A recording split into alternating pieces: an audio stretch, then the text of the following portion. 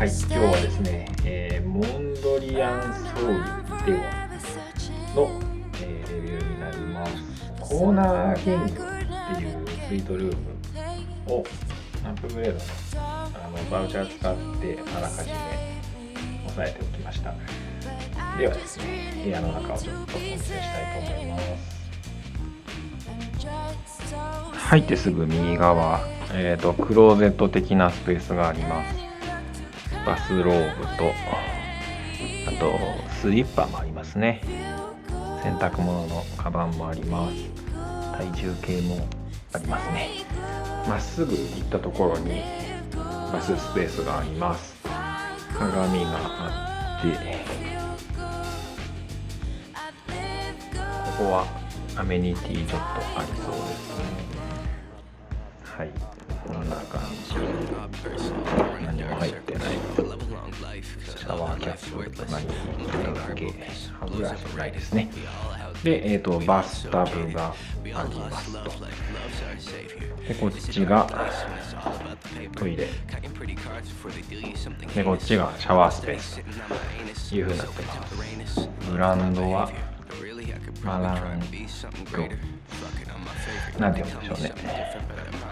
部屋は、ワンルーム、スイートとはいうものの、ワンルームの部屋です。そんな感じ。テレビがあって、で、なんか、ウェルカムフルーツとドリンクを置いといてくれました。こんなマカロンと赤ワインですね。はい、いただきました。で、イテウォンということで、イテウォンの街が、こっちに左側にプールがありますね。こんな感じです。なんかイテウォンって坂道になってる感じですよね。で、ちょっとしたソファーのスペースがあって、ベッドがあって、で、作業する机があって、という感じの部屋です。そこまで広くないスイートルーム、スイートルームと言えるのかどうかっていう感じですけど、こんな感じの部屋です。I leave the TV on, I'm done with your sad eyes. I can take another night with you on like this. So let's go, I'm sure you can take it.